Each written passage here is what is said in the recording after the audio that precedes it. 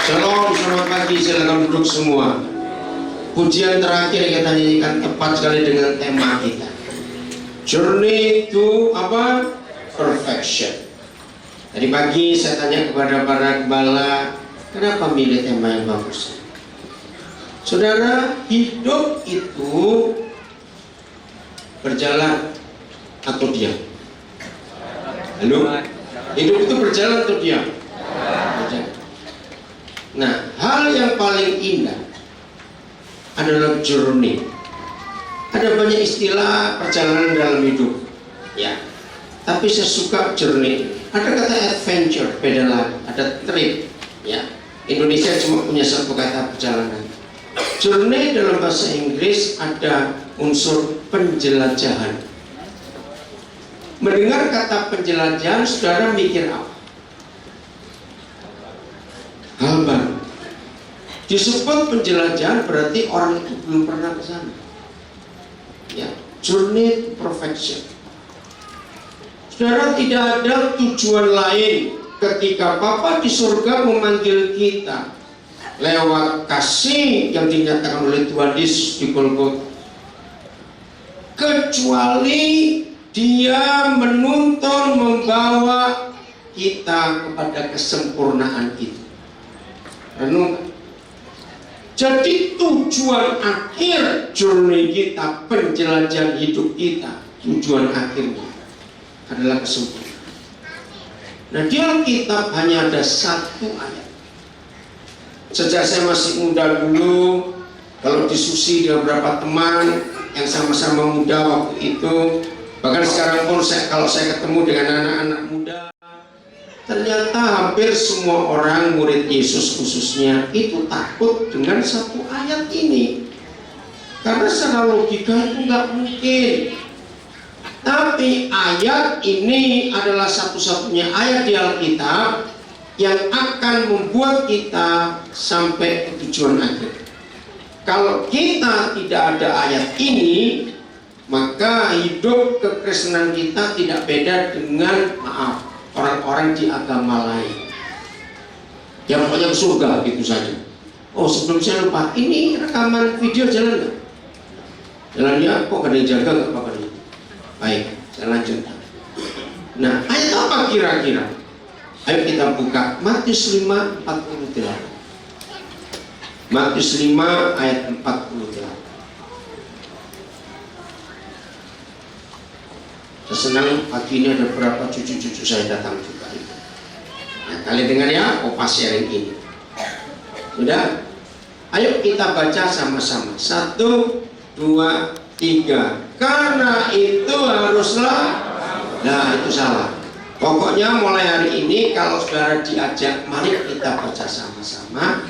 Itu artinya untuk diri kita, bukan untuk orang lain. Ngerti? Nah, kalau untuk diri kita bunyinya gimana? Karena itu haruslah saya, aku.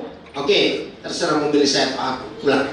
1, 2, 3. Karena itu haruslah aku sempurna, sama seperti Bapakku yang di surga adalah sempurna. Ayo jawab jujur. Mustahil atau bisa terjadi? Ayo, mustahil atau bisa terjadi? Anak-anak, kalian yang SD SMP, jawab. Bisa nggak kita sempurna sama seperti Bapa kita di surga itu sempurna? Ayo, secara logika kita jawab. Bisa tidak? Tidak. Tidak. Pasti ada yang jawab ini. Kalau orang Jakarta, boro-boro kayak Bapak di surga, kayak pendeta aja belum tentu. Pernah dengar ada orang ngomong seperti itu? Wah, itu jauh sekali, boro-boro lah. Seperti Bapak yang di surga, kayak pendeta aja belum bisa. Saya tadi pagi waktu masuk ruangan ini, saya kaget. Lihat semua, lihat sekeliling. Kita seperti di bawah laut. Kenapa kan nggak lihat di depan itu ada kerang, terumbu karang itu di pilar-pilar itu. Terus coba disuting tulisan ini kerang mutiara, banyak sekali jenis kerang. Bagus sekali idenya. Mana? supaya yang belakang bisa melihat cantik sekali. Terus pelit bener sih. Nah lagi dekat, oh dalamnya silau, ya bagus. Nah kita ada di bawah laut sekarang. Dulu transportasi manusia nenek moyang kita memang laut. Sebelum ada darat, apalagi udara, itu laut. Nah, saudara, perhatikan ini baik. Sebutkan kepada saya satu hal yang paling penting. Nenek moyang kita dulu ya, bukan yang sekarang. Sudah canggih, sudah modern. Selama mereka mengarungi laut, apa yang mereka paling andalkan? Jelas setelah kekuatan kapal itu. Jangan bilang mesin, dulu kan ada mesin dulu ya. Dulu kapal itu jalannya bagaimana? Dayung. Yang dayung siapa? Jangan bilang monyet, awas. Siapa yang dayung? Orang. Ingat sejarah zaman dulu, ya yang paling hebat itu ada pelaut-pelaut dari Eropa dan pelaut-pelaut dari Tiongkok. Itu sejarahnya. Lalu nenek moyang kita di kerajaan Sriwijaya hebat juga, sampai jauh. Nah bayangkan zaman seperti itu, journey, perjalanan lewat laut. Apa andalan mereka? Kecuali kapal yang harus kuat. Matahari. Ya, kalau sudah malam gimana? Matahari. Bintang. Oke. Bintang. Bukan angin itu nanti dulu. Satu lagi. Kalau sudah pas gelap nggak ada bintang, andalan mereka apa? Kompas. Walaupun sederhana, tapi mereka hebat zaman. Kok saudara baca sejarah, luar biasa. Masih ingat lagu nenek moyangku apa? Nah, itu dan orang Makassar bisa sampai ke Afrika Selatan. Itu pada abad yang ke-15, abad yang ke-16. Ini yang kita mau belajar. Berjalan bersama dengan Tuhan Yesus, berjalan dengan Bapa di surga, itu persis seperti nenek moyang manusia mengarungi lautan luas zaman ini. Susah atau mudah? Kapal, dayung. Itu kalau kita baca sejarah, khususnya sejarah misionaris, itu mereka dari Eropa sampai ke Maluku itu 3 bulan. Pakai mesin atau pakai orang? Dayung pakai orang. Itu bisa bayangkan berapa banyak tenaga itu. Dan kalau ada yang sakit dan mati, nggak bisa tunggu daratan, dikubur busuk, langsung dibuang ke laut. Yang saya mau tanya kepada saudara, sekalipun begitu banyak bahaya, kesulitan, berapa banyak kapal mereka karam, mereka takut stop, nggak berlayar lagi, atau tetap berlayar? Nah, seperti itu iman kita. Menuju kesempurnaan, jelas itu sulit, apalagi tahu ayat itu tadi. Tapi jangan takut. Kenapa adik nangis? Kenapa itu? Jangan takut. Kenapa nggak perlu takut? Karena ada kompas itu. Nah kita tanya, apa kompas kita sekarang ini untuk perjalanan kita, penjelajahan ini? Alkitab, firman Tuhan. Itu GPS yang paling bagus. Nah, anak-anak Tuhan,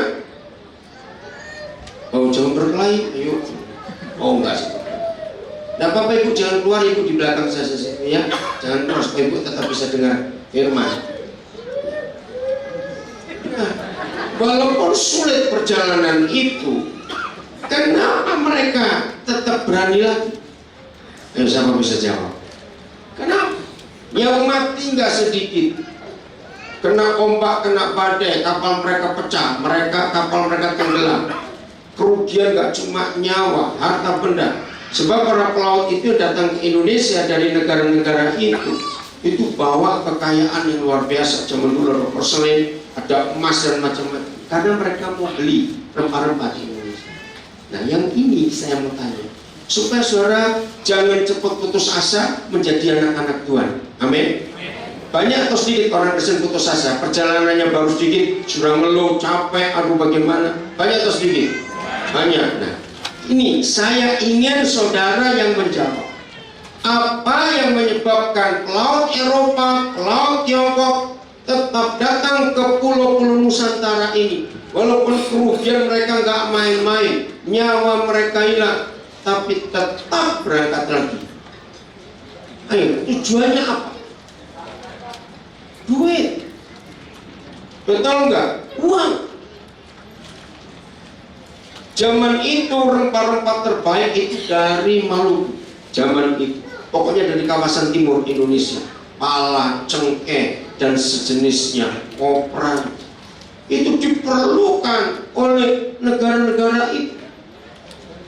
Nah, sama kalau saudara dan saya dalam berjalan bersama dengan Tuhan tidak tahu tujuan kita, pasti kita nggak mau terus, balik aja lagi.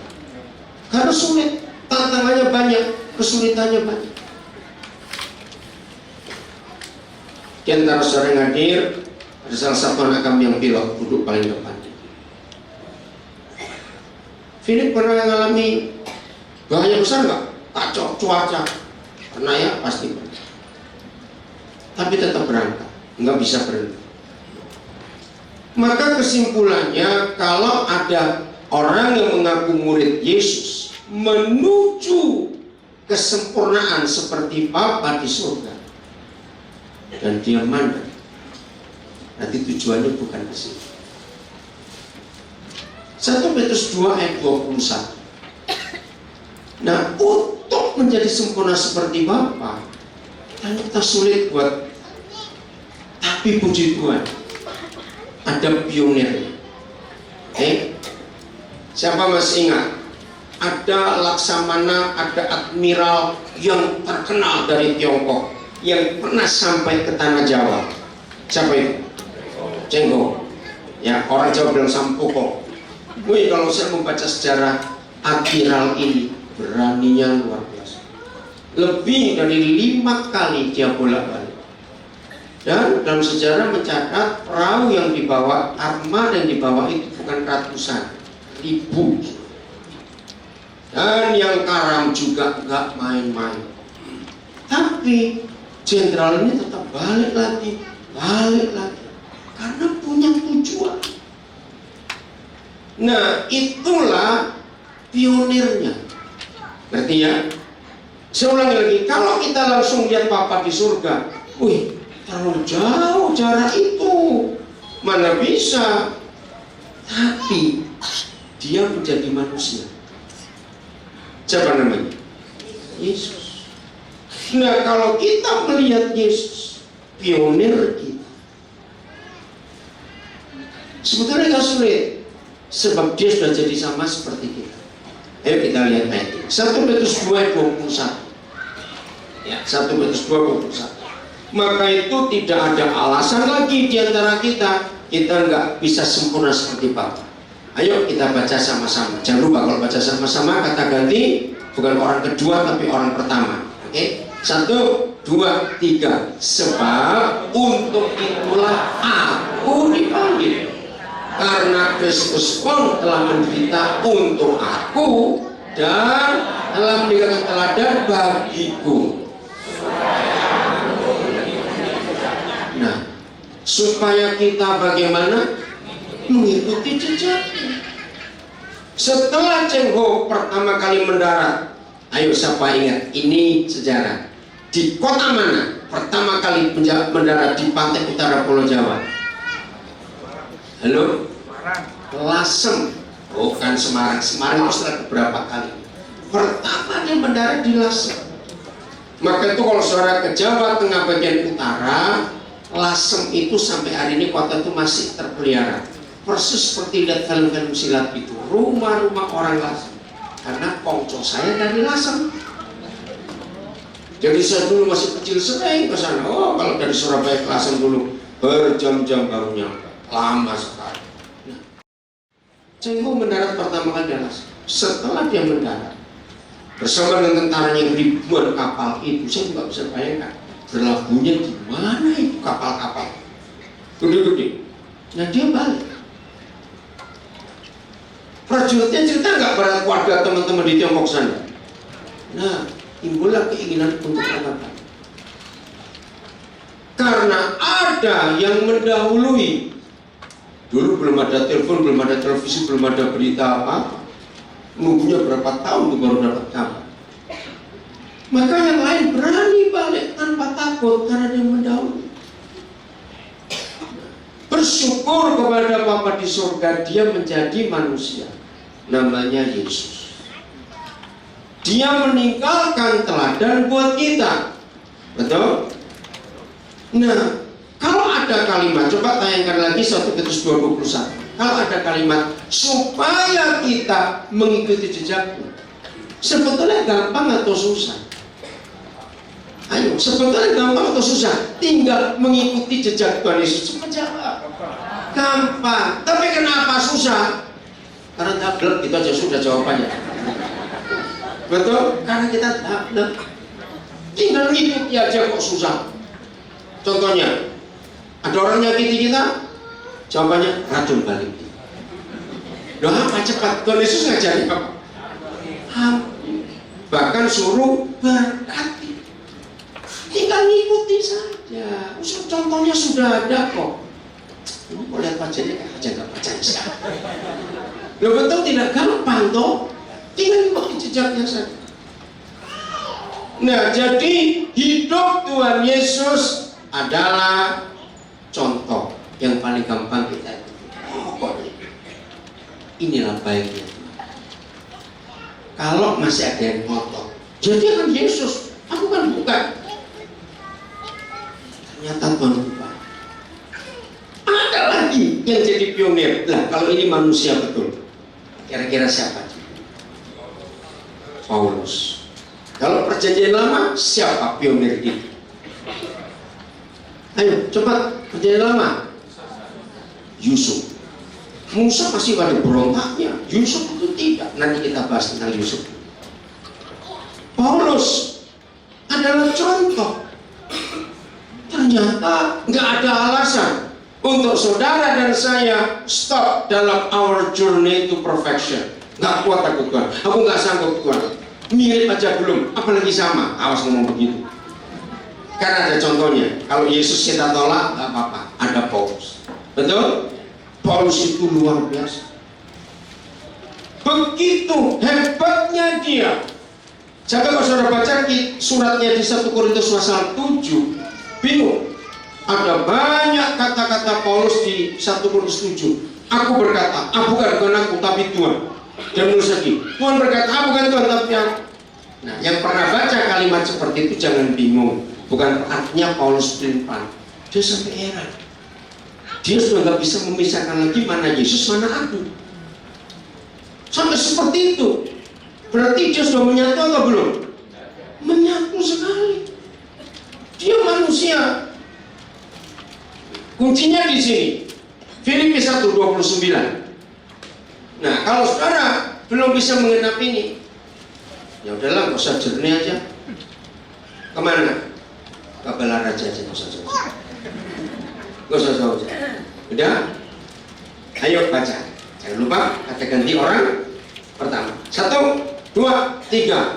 Sebab kepadaku dikaruniakan bukan saja untuk percaya kepada Kristus, melainkan juga untuk, nah ini dia. Untuk apa? Menderita untuk dia. Jadi gak cuma diberkati, sukses, berhasil, sembuh, kaya, tidak.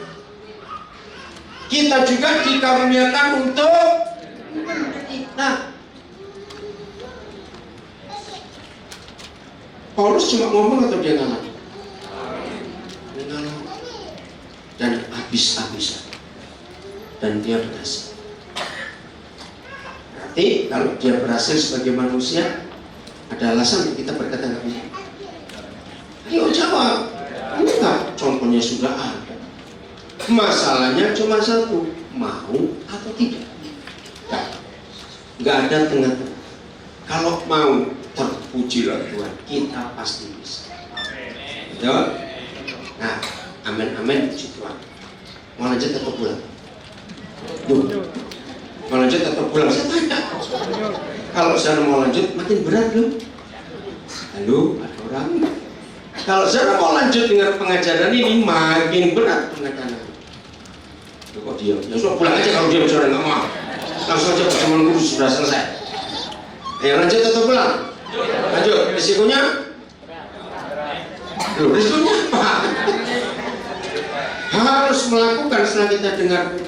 Nah, untuk mencapai penderitaan itu, Tuhan memberi Paulus 2 kunci yang sederhana. Oke. 1 Korintus 6 ayat 7. Ini kuncinya. Ini saya lihat saudara jelas loh dari sini, saya paling tinggi. Itu ada muka yang cemberut. Enggak rela dengan ini ya, Mas ya. Inilah kuncinya, inilah resepnya untuk kita bisa mencapai penderitaan, mengikuti jejak Yesus, ikuti teladan. Adanya saja perkara di antara kamu yang seorang terhadap yang lain. Stop dulu.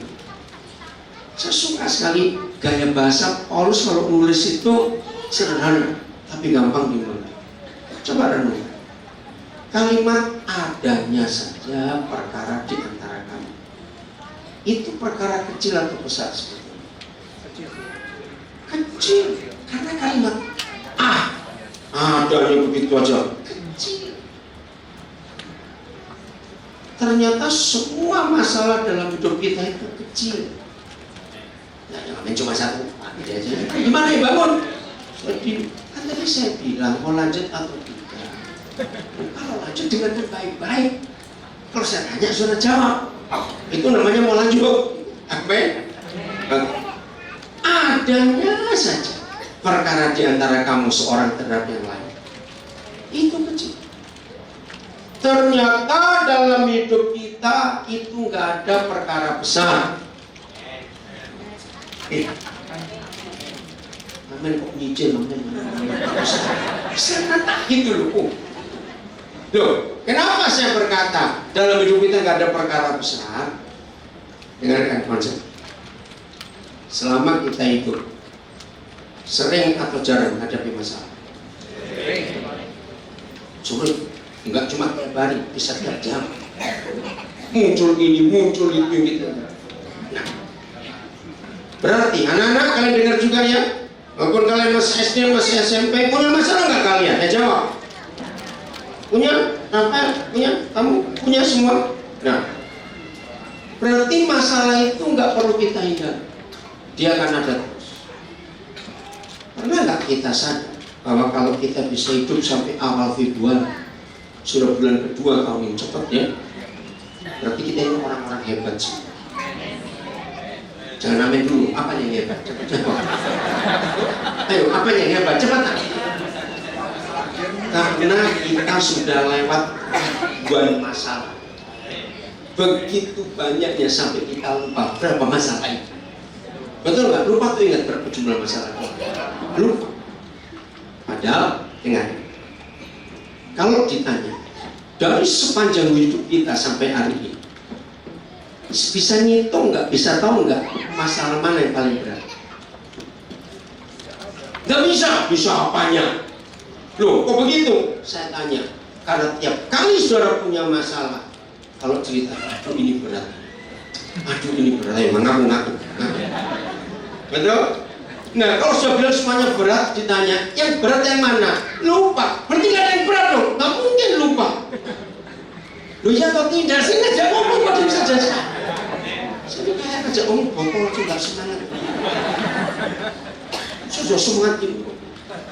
Berarti tidak ada masalah yang besar. Sebab semuanya berat. Loh, itu ilmu fisika. Ilmu fisika berkata kalau semuanya besar, berarti semuanya juga kecil. Loh, betul tidak? Kalau semuanya ringan, berarti juga berat. Ini hukum alam. Oke, masih ada wajah gak percaya. Nah, saya ambil angka umur 50, tengah-tengah. Kalau sekarang saudara umur 50, tahun 70-an saudara umur berapa? Di bawah angka 1. Betul? Angka 1 ke atas ya, belasan tahun. Ada masalah nggak? Tahun 70-an? Ada. Tahun 80-an ada masalah tidak? Ada. Tahun 90-an ada masalah tidak? Salah jawabannya, harus gede. Ada gitu loh. Karena tambah tua kita, masalah itu tambah banyak. Nah, buktinya lupa semua tuh. Nanti gak ada yang berat memang. Nah, tahun 2000-an ada masalah tidak? Nah, itu jawabannya yang betul. Makin gede. Makin tua kita, makin banyak masalah sebetulnya. Betul? Macam-macam masalah. Tapi toh hari ini masih tertawa. Amin. Amin. Saya mau tunjukkan rahasia. Apakah yang punya masalah ini hanya orang Kristen? Nah, berarti yang tanpa Tuhan pun bisa lolos. Ada sampai hari. Betul? Apalagi yang ada Tuhan. Nah, ini nggak masuk ini. Jadi ada yang berat masalah itu? Tidak. Maka itu kalau dia sering datang, jangan nangis, tertawa. Lu lagi kenal gua. Semua apa sekarang? Harus begitu.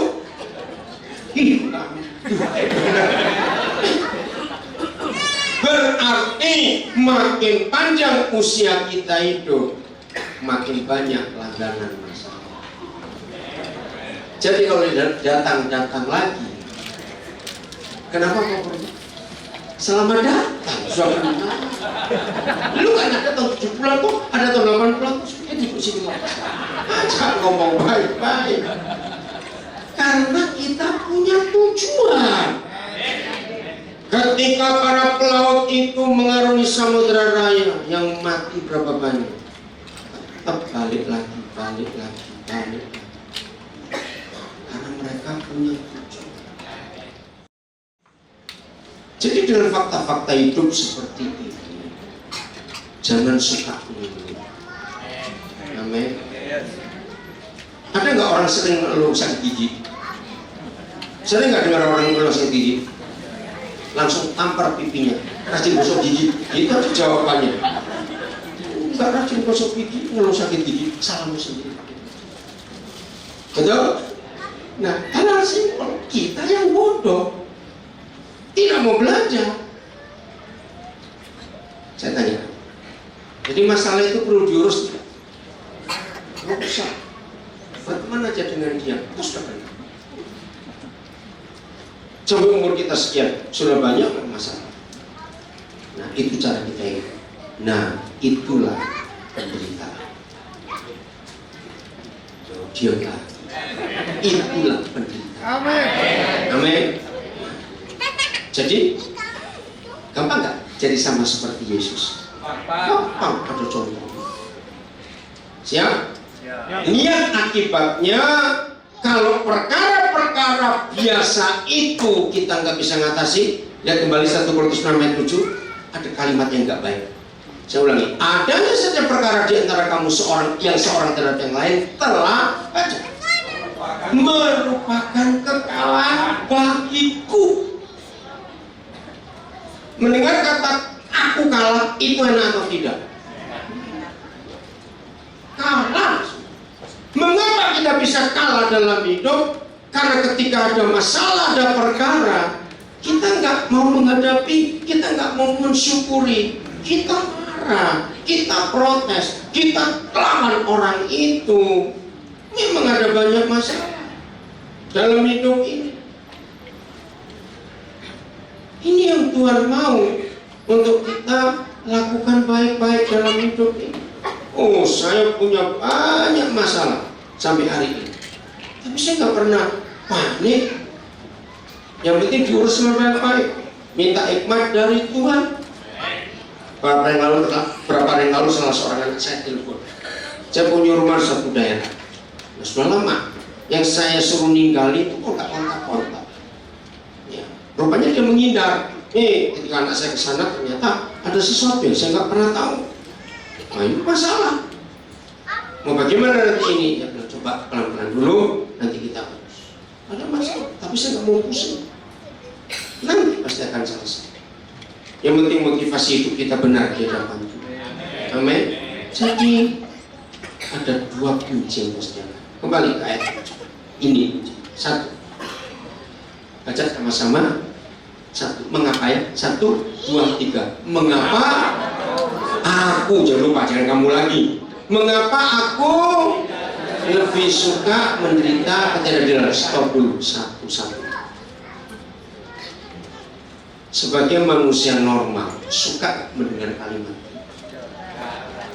Kenapa gak suka? Kenapa gak suka? Gak adil kok, enak saja. Tapi inilah proses di dalam our journey to perfection. Apakah pelaut-pelaut itu berharap nggak ada badai? Nggak mungkin, itu pelaut goblok namanya. Kalau nggak ada badai ya berlayar di kamar mandi. Repot. Pasti ada badai. Tapi mereka tetap jalan. Mereka ngalami ketidakadilan. Ada perampok, perompak, bajak laut, tetap berangkat. Hadapi sana. Jadi kalau saudara selalu menuntut hakku, berarti saudara orang kalah. Itu kami. Kalau kita menuntut hak kita, berarti kita orang. Harus siap menderita ketidakadilan. Percayalah Tuhan yang adil akan datang. Saudara, kita bersyukur dari tahun 2016-2017 ini Indonesia jadi pemberitaan dunia gara-gara satu orang namanya Ahok. Ini seru selalu betul ya. Lihat, musuh itu berusaha cari terus salahnya. Lihat fakta. Makin mereka cari salahnya, justru mereka ketemu salahnya sendiri. Betul nggak? Ini kita lihat Tuhan luar biasa. Ayo, kira-kira kalau kita jadi apa? Pensiun nggak? Ayo coba jawab jujur aja. Ngapain? Betul kalau jadi ngapain? Tapi ini orang ini luar biasa. Loh, herannya juga kok bisa mereka itu nemu aja. Ngerti nggak maksud dia? Kok bisa mereka nemu? Tapi lihat pembelaan. Bayangkan warga Pulau Panggang itu sudah jelas nggak ada apa-apa. Kok yang lain ribut? Tapi sekali lagi, Ahok siap untuk menderita ketidakadilan. Karena dia akan maju. Luar biasa.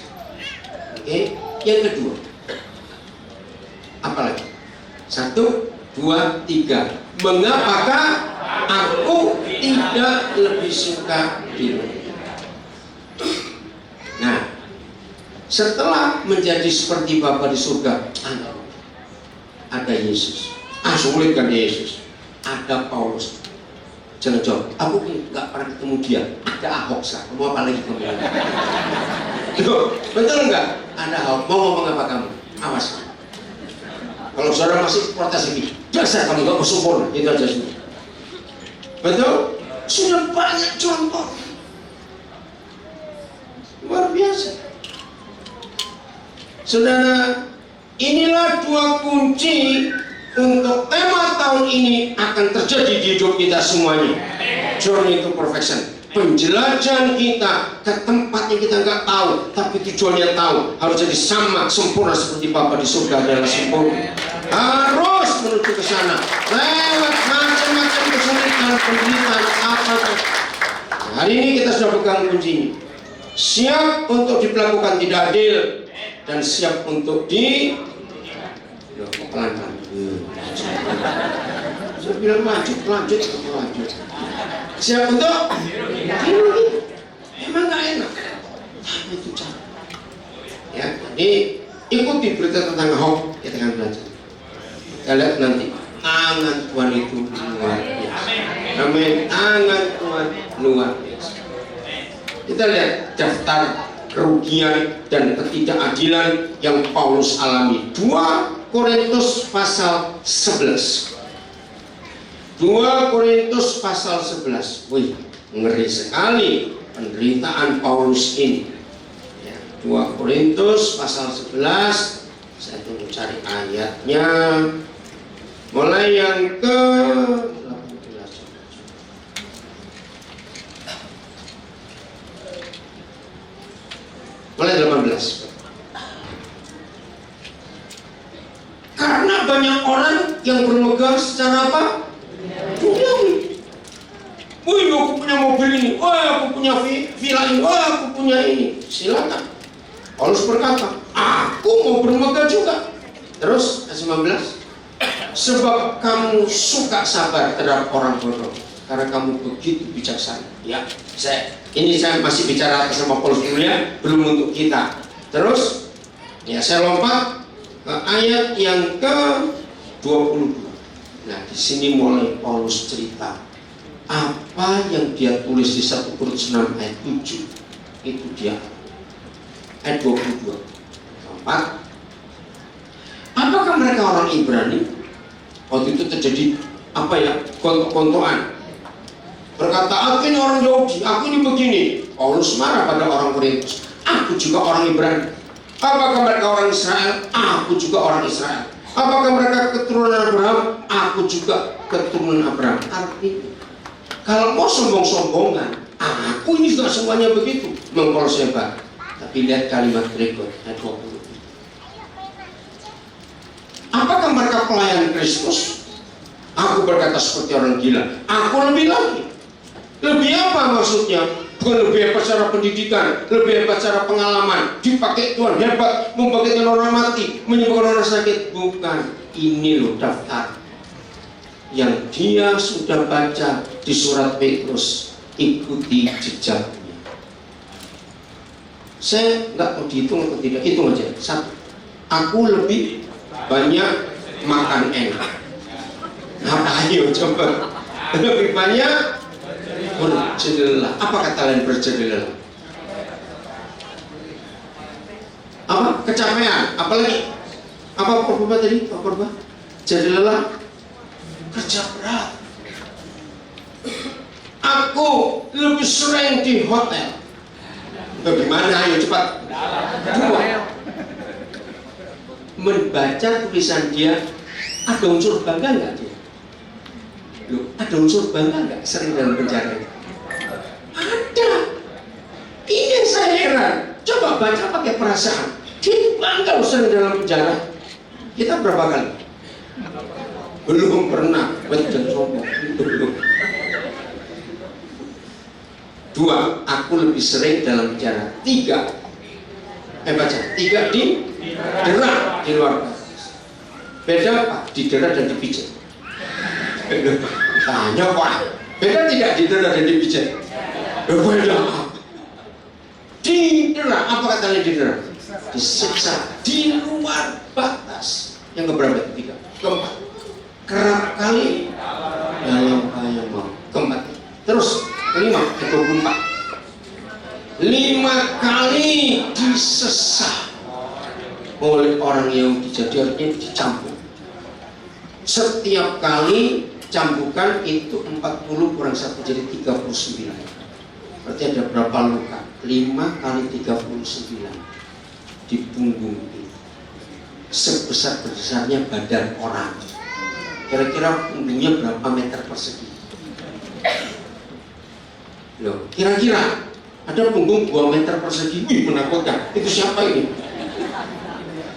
Bayangkan, punggung cuma sesempit itu. Disesat berapa kali jadinya? 5 kali 39. Berapa? 195 luka. Hancur. Terus, nah berapa sementara itu? Nah, sekarang namanya 3 kali aku didera. Diulang. Yang ke-7, 1 kali aku dilempari bakal.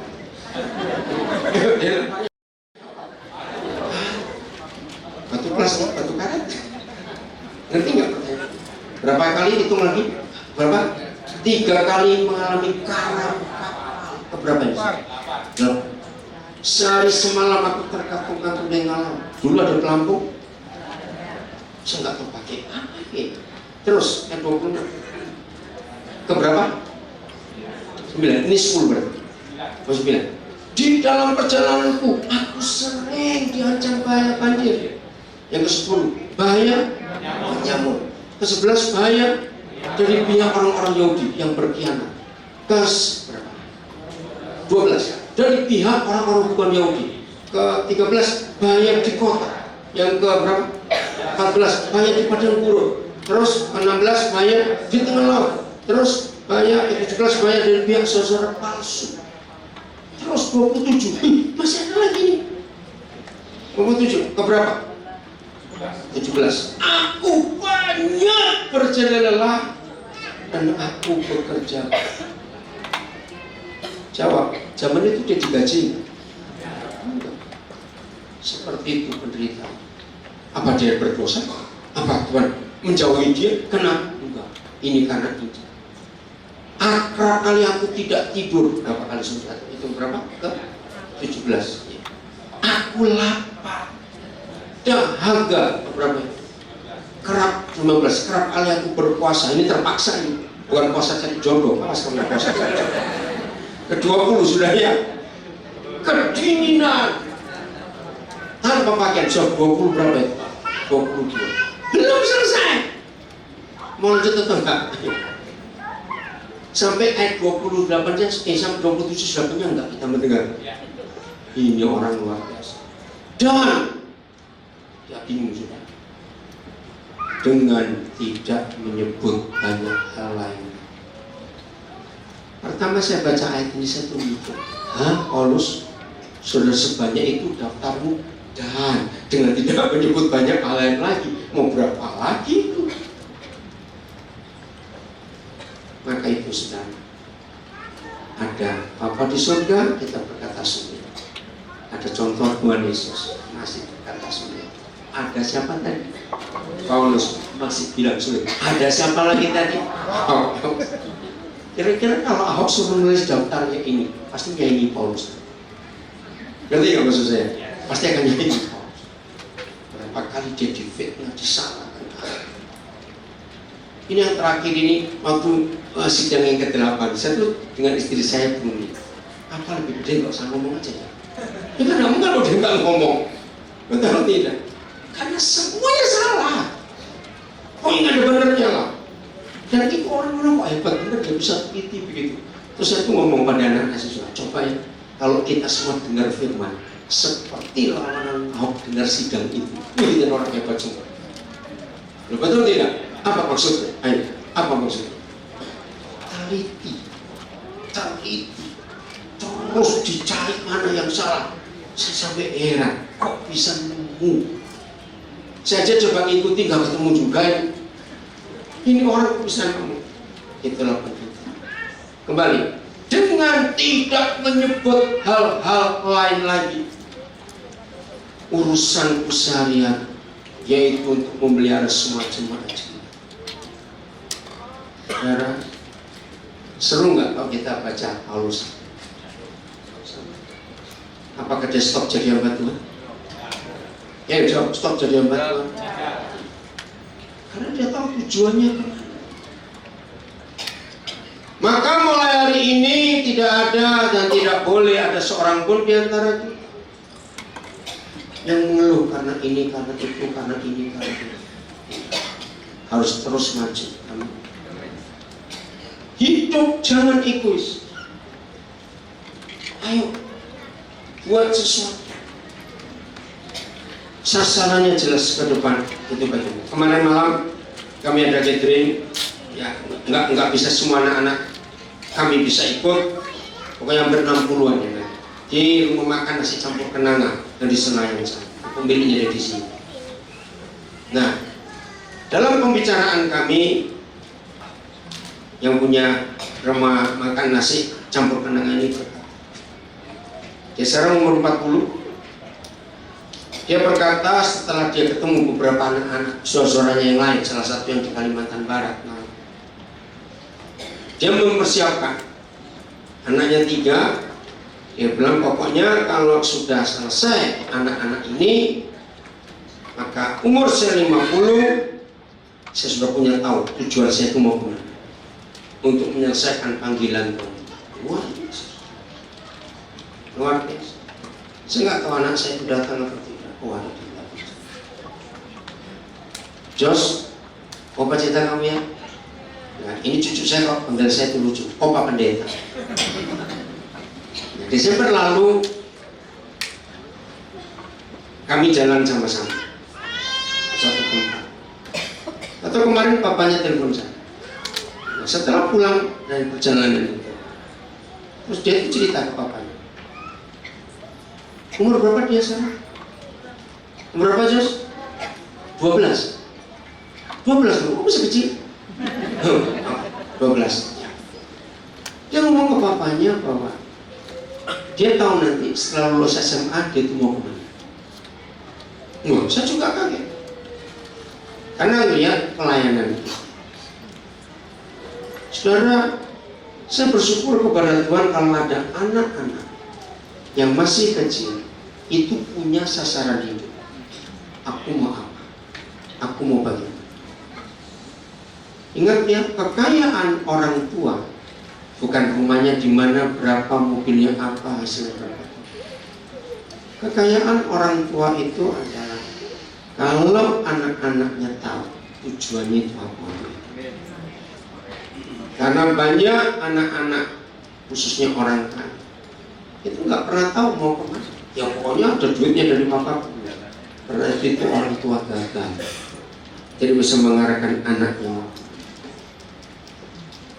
Lagi sekali tema kita tahun ini Journey to Perfection. Ada penjelajahan kita menuju kesempurnaan. Berbahagialah orang tua kalau sejak kecil anak-anak kita sudah takut akan Tuhan. Amin. Berbahagialah setiap kita kalau anak-anak kita sejak kecil tahu Tuhan itu seperti apa. Karena mereka lihat kita orang tua. Anak-anak yang bisa dilihat dari orang tuanya itu yang diterima, yang dilakukan. Nah ini celakanya. Termasuk kalau orang tua salah melakukan sesuatu, anak nggak tahu kalau itu salah, tapi dia akan tetap ikut. Betul gitu? Dan ini maka itu tunjukkan sikap orang tua yang dalam penderitaan itu dianggap indah, maka anak-anak akan meniru. Dan kalau sejak kecil anak-anak saudara sudah punya konsep menderita itu indah, siap untuk dirugikan, siap untuk diperlakukan tidak adil, dan anak-anak melihat, berbahagialah saudara. Itu kekayaan yang nggak bisa dinilai dengan bentuk apa juga. Setuju saya ngomong. Itu kekayaan yang bisa dinilai dengan bentuk apa. Kita buka 2 Tawarik pasal 17. Ini salah satu bukti yang luar biasa. 2 Tawarik pasal 17 mulai ayat 2 sampai ayat 4. Dengan menempatkan tentara di semua kota yang berkubu di Yehuda dan pasukan-pasukan berdudukan di tanah Yehuda serta di kota-kota Efraim yang direbut oleh Asa ayahnya. Jadi ini bicara tentang apanya? Anaknya Asa. Betul tak? Itulah Raja Yosafat, raja yang luar biasa. Dan ayat 3, dan Yahweh menyertai Yosafat. Oke, saya ingin tanya kepada ibu bapak saudara, termasuk anak-anak kalian, apa sih kriteria, apa sih akibat, apa maksudnya Yesus Tuhan menyertai, Bapa di surga menyertai, Yahweh menyertai kita? Itu bentuknya seperti apa? Coba, mau satu kata boleh, satu kalimat boleh. Ayo, apa itu? Perlindungan. Ayo coba tinggal jawab. Dilindungi, sudah tadi. Apa dilindungi? Ya, ayo yang lain. Ayo. Dibimbing. Ayo, yang lain cepat mikir. Ya, penyertaan sudah. Bentuk lain, kata lain. Nemenin. Wih, itu bahasa gaul betul gitu. Ditemenin. terus ngomong gitu men. Yang lain dicukupkan. Ayo yang lain cepat, saya tunggu. Digandeng, oke, puji Tuhan. Apa lagi? Dibimbing. Ayo yang lain cepat disertai, didampingi. Saudara, artinya Tuhan gak pernah lepas. Kalimat yang betul adalah Dia selalu ada. Itu kata disertai. Dia selalu bayang. Sebagai orang tua pasti mati kita akan merem, nggak melihat sebelah. Karena banyak orang tua nggak bisa mati tenang karena lihat hidup anak-anaknya kacau. Itu orang tua menderita sekali seperti itu. Kenapa? Saya cuma cerita. Tanggal 6 Januari yang lalu, saya nikahkan anak saya yang masih muslim, namanya Ardiansyah. Saya ajari mereka untuk nikah dengan biaya murah. Sekian juta. Dan anak ini yatim piatu. Saya ketemu dia belum lama, 8 Maret 2016 di Tegal, di Hotel Carmelita. Ancaman hidupnya, dia sebagai resepsionis. Waktu itu anaknya pendeta John Russell yang terakhir menikah. John Russell itu adik kandungnya Bapak Dr. Julius Ishak. Saya kenal baik keluarga. Semua tamu di Hotel Carmelita. Nah, Ardiansyah ini pelayan resepsionis bersama seorang yang pakai jilbab namanya Ainun. Ternyata mereka ini calon suami istri. Tuhan jamah hidupnya, dia sampai kaget kenapa kok saya bisa tahu dan mengenai saya apa. Nah, saya bimbing mereka nikah tanggal 6 ini. Dia nggak pernah ketemu bapaknya, dia pun lupa wajah ibunya karena waktu dia umur 5 tahun ibunya meninggal. Bapaknya sudah lari waktu dia masih kecil. Dia diasuh oleh nenek. Saya nggak tahu dia cerita apa ke neneknya. Nenek itu merawat dia. Nenek ini cuma punya 2 cucu, Ardiansyah dengan adik. Nah, saya kaget suatu hari neneknya minta telepon kepada saya. Oke. Nah, dia pakai bahasa Tegal kan. Sulit saya ngerti juga, medok betul. Tapi intinya begini, itu saya kaget. Dan benar saya Pak Pendeta. Pak Pendeta, intinya ya, pokoknya kalau saya meninggal, saya sudah aman. Cucu saya ada yang lulus. Saya sampai kaget. Saudara, dampak apa yang kita bisa buat untuk orang dalam hidup? Paulus ini punya dampak ini. Yosafat ditemani Tuhan, dibimbing Tuhan, disertai Tuhan, Tuhan selalu ada di hidupnya. Lihat kalimat berikut. Ini penting. Kembali ke ayat 3. Baca kata karena. 1, 2, 3. Karena ia hidup mengikuti jejak yang dahulu dari Daud, bapak leluhurnya. Stop. Ayo saya belum pernah ngitung dari Daud ke Yosafat itu berapa belas generasi. Kalau ada yang pernah ngitung beritahu saya supaya saya hemat waktu, nggak belajar repot-repot. Nah, tapi lama nggak jarak dari Daud ke Yosafat? Nah, ini yang mengira. Apalagi zaman itu banyak buku nggak? Jawab, banyak buku tidak? Tidak. Nah, kalau Yosafat bisa mengikuti jejak dari Daud, nenek moyangnya, nggak ada buku, berarti dari mana? Orang tuanya, turun temurun diceritakan, disaksikan.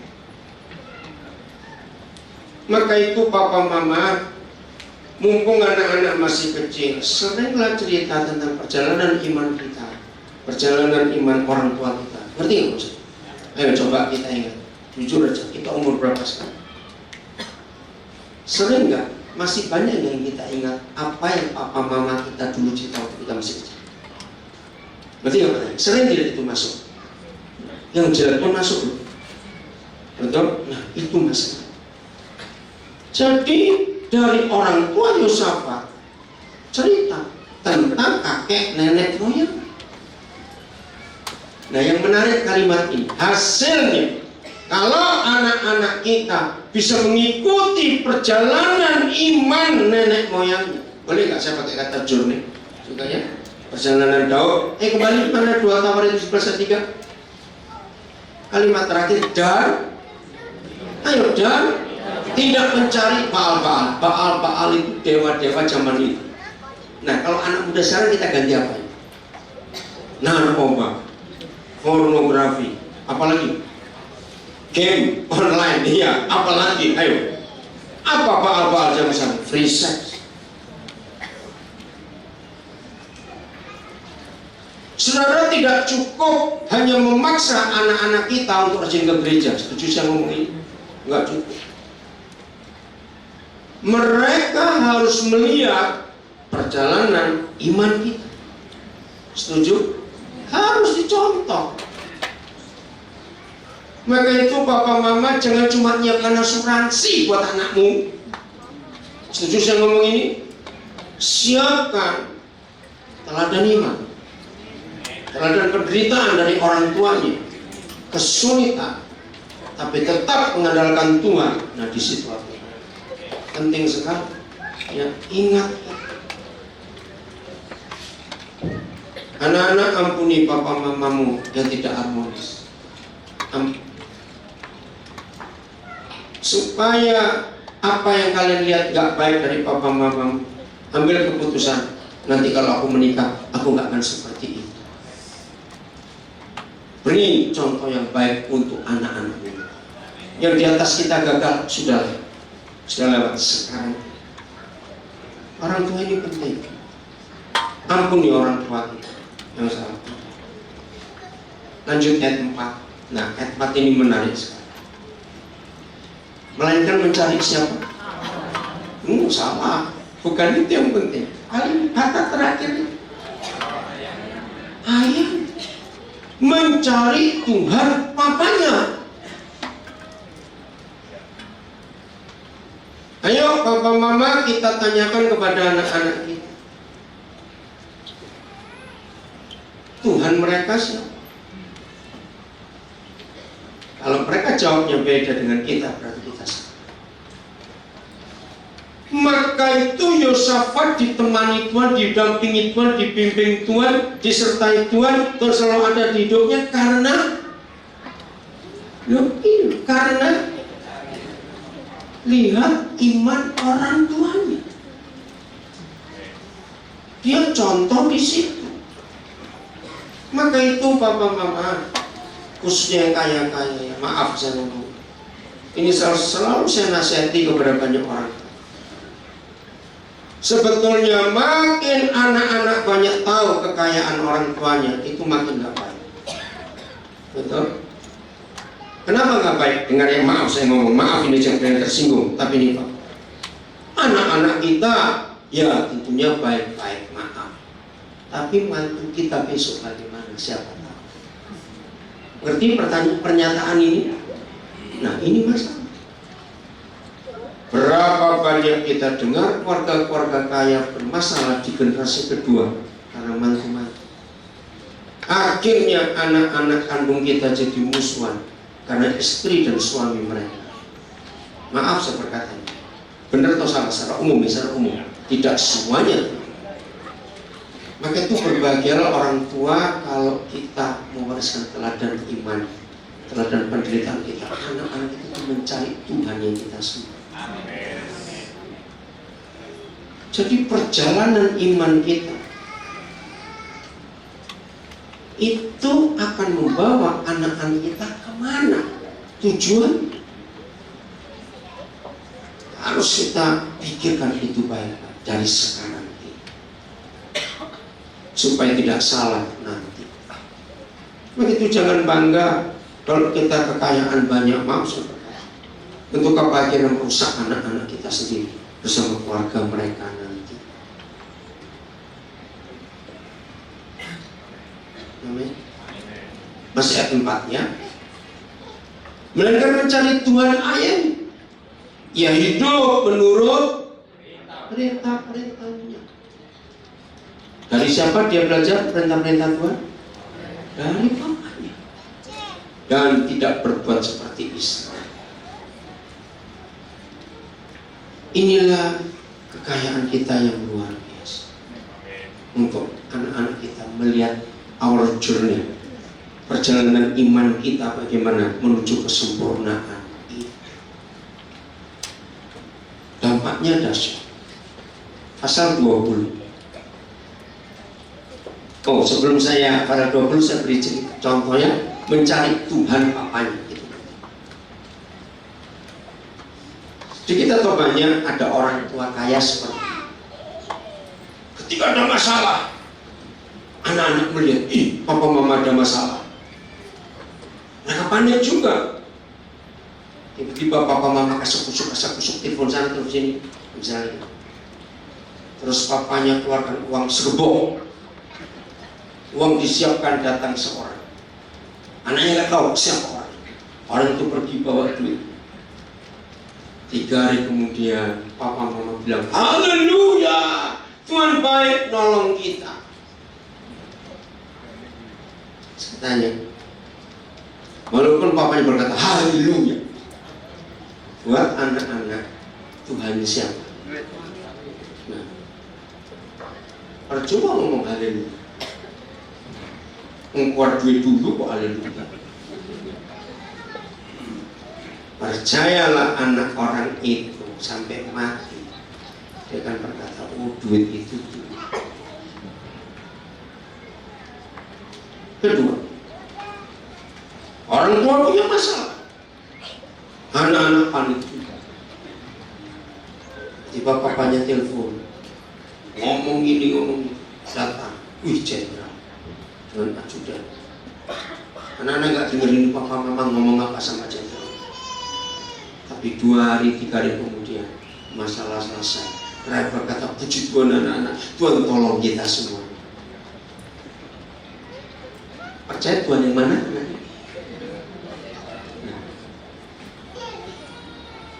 Papa mama hati-hati dengan uang kita, dengan koneksi-koneksi kita hati-hati. Anak kita belajar siapa Tuhan.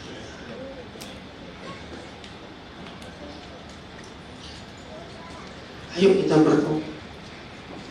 Siapa masih kecil dulu? Kita yang masih kecil, bukan kalian yang kecil sekarang ya. Dulu, waktu kami yang tua masih kecil. Tanpa sadar orang tua kita ngajari sama. Entah urusan apa, ada tamu cari papa kita. Papa kita di rumah, bilang papa gak ada. Sering gak terjadi seperti itu? Nah, ini ngajar iman yang salah. Tuhannya adalah kebohongan, ketidakjujuran. Berbahagialah papa mama kalau bisa mewariskan integritas ke anak-anak kita. Menjaga nama baik Tuhan, nama baik Allah, itu keberhasilan. Itu hati-hati dengan suap didikan dan semuanya. Hati. Sudah 2 Tawari 20 ayat 2 juga. Cepat. Datanglah orang memberitahukan Yosafat, suatu laskar yang besar datang dari seberang laut Asin dari Edom menyerang tuanku. Sekarang mereka di Hasason Tamar yang di En-Gedi. Wah, ini ada 3 pasukan. Saudara baca nanti di ayat 1 ayat 3. Yosafat menjadi apa? Takut. Wajar atau tidak?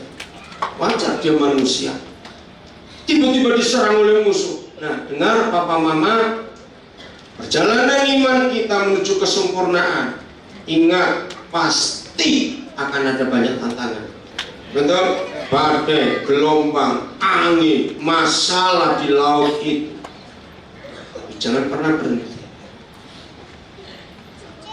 Semua masalah boleh terjadi di hidup kita. Yang menentukan, catatnya, adalah reaksi kita terhadap masalah itu. Betul? Saya ulangi, seperti tadi, semua masalah boleh terjadi di hidup kita. Tapi yang terpenting adalah reaksi kita.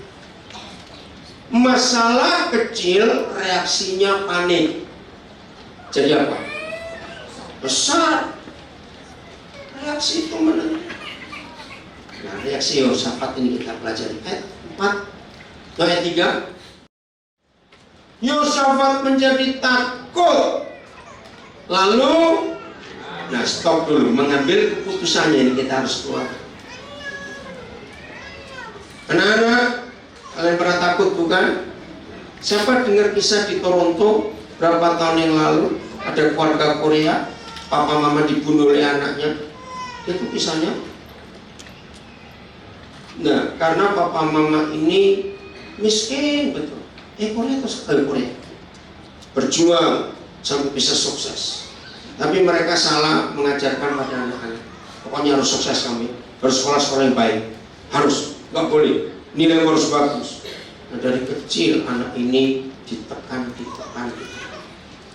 Ternyata sejak SMA dia punya masalah, dia nggak bisa baik nilainya.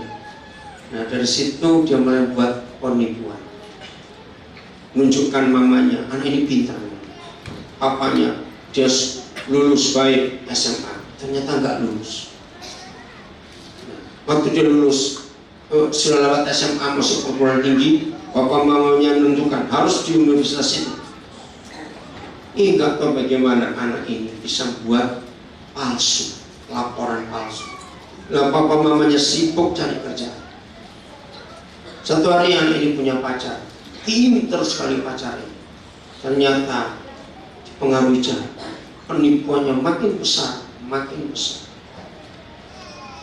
Anak ini dibilang kerja di rumah sakit, nanti mau jadi dokter.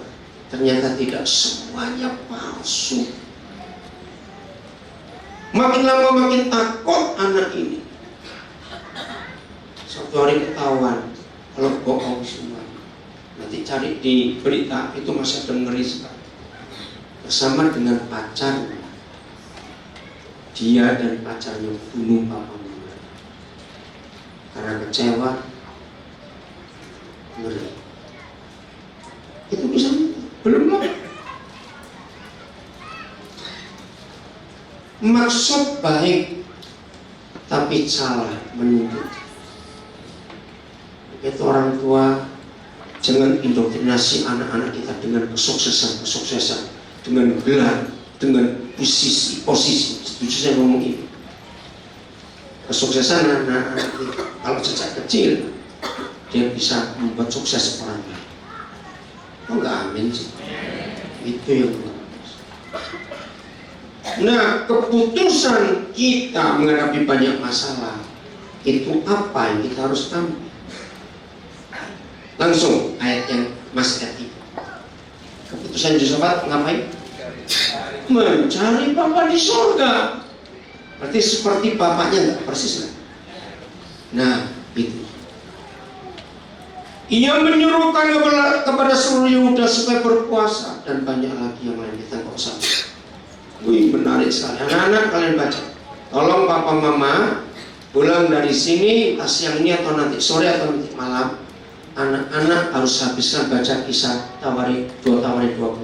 Tolong ya papa mama, ajak anak-anak baca, ini kisah menarik sekali. Gara-gara iman papanya yang benar, anaknya jadi benar.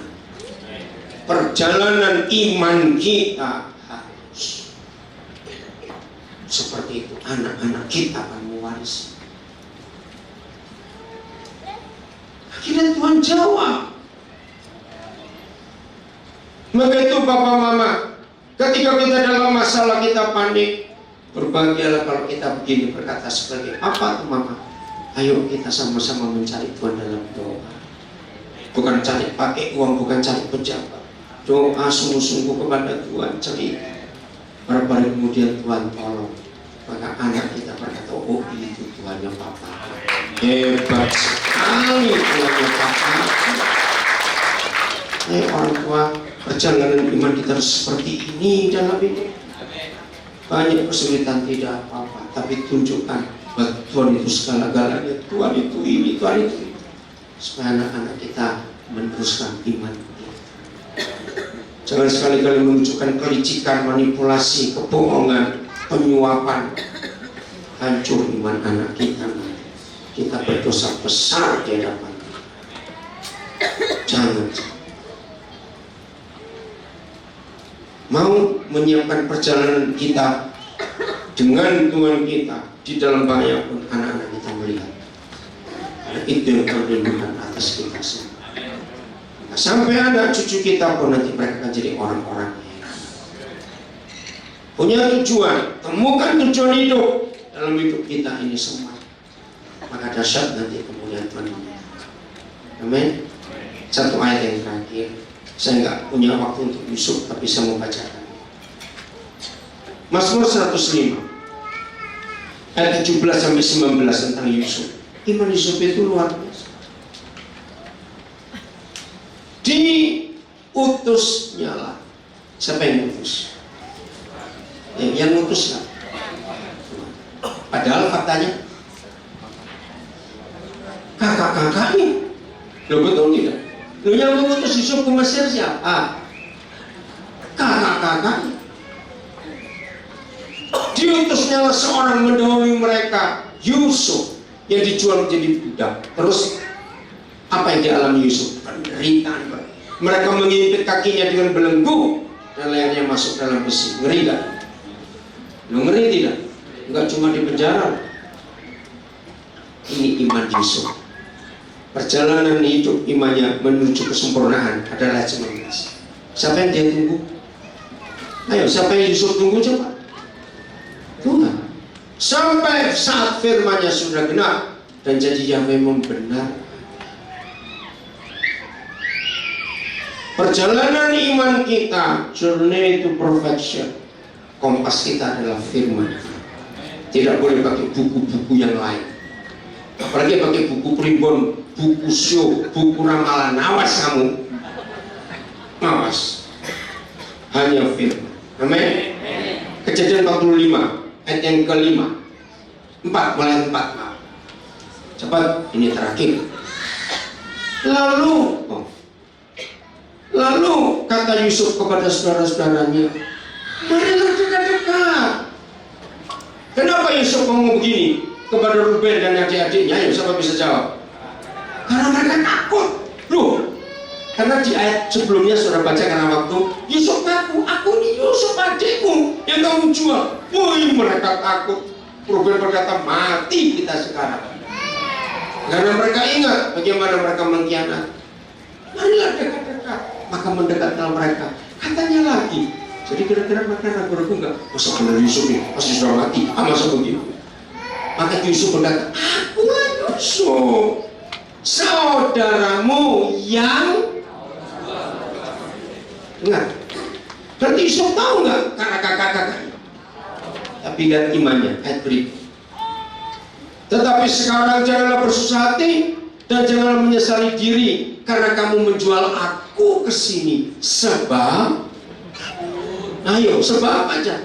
Untuk memelihara kehidupanlah Tuhan menyuruh aku mendahului kamu. Padahal dia tadi tahu siapa yang jual dia. Tahu. Tapi dengan iman dia berkata, siapa yang mengutus dia? Tuh. Ini iman yang bagus. Ini perjalanan yang hebat sekali menuju kesempurnaan. Maka itu ketika ada orang-orang mengkhianati, menipu, membohongi, menfitnah semuanya, diam dulu. Anak-anak kita melihat nanti bagaimana Tuhan bertindak dalam hidup kita. Kalau anak-anak kita melihat iman kita, saya ulangi lagi. Nanti gampang atau susah? Journey to perfection? Gampang. Kenapa? Ada contohnya. Siapa yang terakhir? Ahok. Yusuf. Yusuf kejauhan. Ahok. Enak bukan? Ya sudah. Jadi masalah itu kecil. Amin. Jangan suka ngomel, jangan suka nyalakan orang lain.